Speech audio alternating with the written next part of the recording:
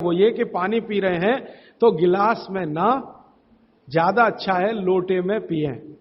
तो लोटे वापस लाएं घर में, लोटे ही निकल गए, अब गिलास घुस गए और लोटे निकले ना तो लाखों कारीगरों की जिंदगी खत्म हो गई जो लोटे बनाते थे।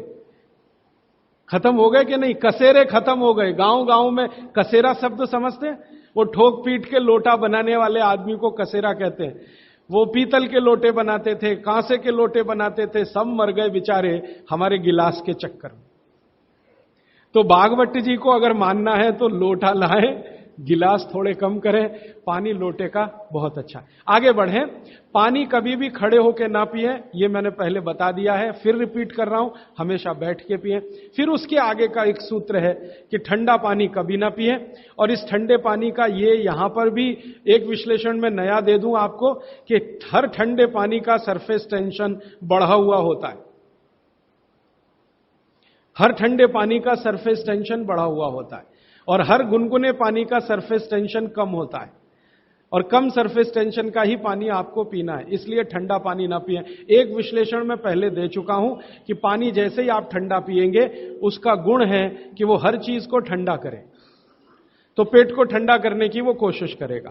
पेट ठंडा हुआ तो सारे ऑर्गन्स ठंडे हो सकते हैं और आप मर सकते हैं। तो पानी को पेट गर्म करेगा, फिर आप ये जान लीजिए।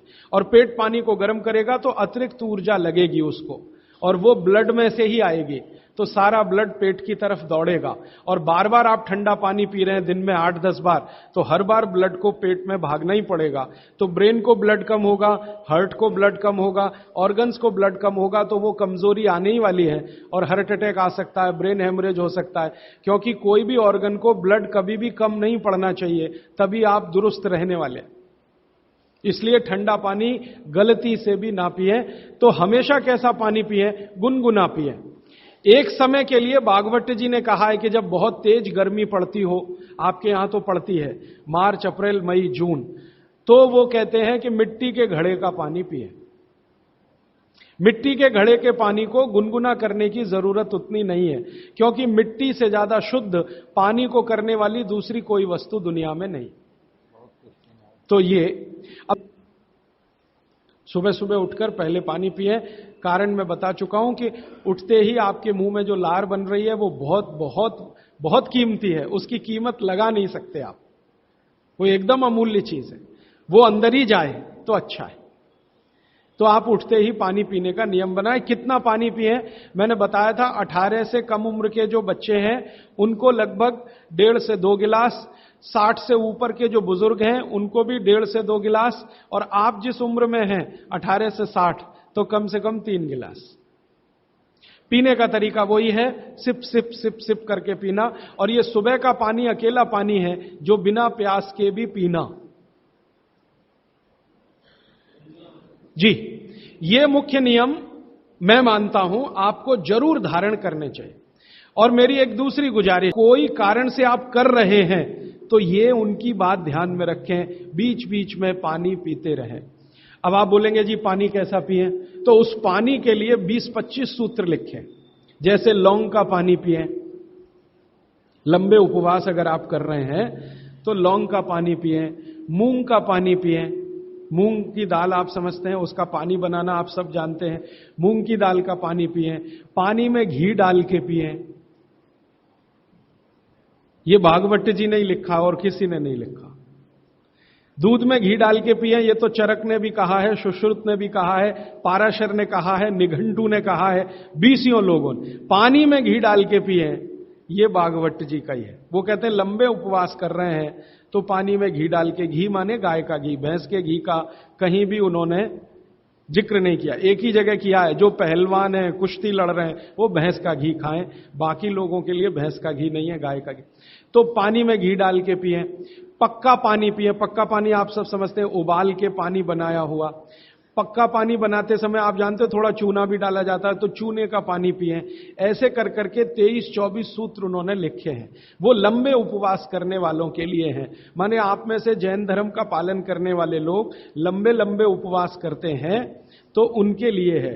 लेकिन एक जगह भागवत जी कह रहे हैं कि उपवास करने का सबसे अच्छा तरीका एक है, अगर करना ही है तो आप लोग करते हैं बियासना करते हैं, एक दिन खाना एक दिन उपवास, वो कहते, इसको क्या कहते हैं, एक दिन खाना एक दिन उपवास?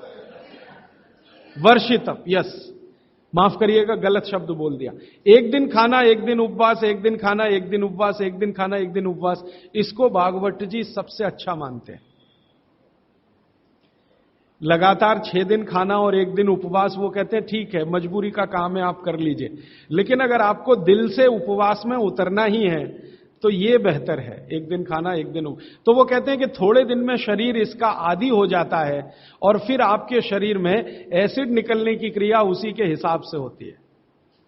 थोड़े दिन में, पहले कुछ दिन तकलीफ आएगी, लेकिन थोड़े दिन में आदी हो जाएगा। और शायद इसलिए जैन दर्शन में या जैन समाज में वर्षी तप करने वालों का बहुत महत्व है, बड़ा सम्मान किया जाता है, बहुत गाजे बाजे के साथ उनको मंच पर बिठा के मालाएं डाल के, वो शायद इसलिए है कि वो बहुत वैज्ञानिक काम कुछ कर रहे हैं। तो वो भूख के बारे में कह रहे हैं कि भूख का वेग ज्यादा रोकना नहीं, अगर आप मेहनत और मजदूरी कर रहे हैं तब तो कभी मत रोकना। भागवत जी कहते हैं कि जो खेत में काम करने वाले मजदूर हैं या किसान हैं, उनके लिए उपवास नहीं है, उनके लिए उपवास नहीं है। जो सड़क पे गाड़ी खींच रहे हैं, ठेला खींच रहे हैं, उनके लिए उपवास नहीं है। उपवास उनके लिए है जिनको शरीर श्रम ज्यादा नहीं करना, उनके लिए, माने आपके लिए मेरे लिए ज्यादा उपवास की बात है, मेहनत करने वालों को ज्यादा उपवास नहीं। उनको तो जब भूख लगे तभी खाना खाने के लिए बोला है, लेकिन वो कहते हैं कि खाने का समय तय कर लें तो भूख भी उसी के हिसाब से लगती है। सुबह का समय वो बोलते हैं सबसे अच्छा, दोपहर का उससे थोड़ा कम अच्छा, और शाम का सबसे कम अच्छा। माने सुबह का नाश्ता या भोजन जैसा हो, दोपहर का लंच जो है नाश्ते जैसा हो, और रात का खाना तो बिल्कुल या कम से कम, शाम का खाना कम से कम हो। वो मैं पहले दिन आपको दूसरे दिन बता चुका। और एक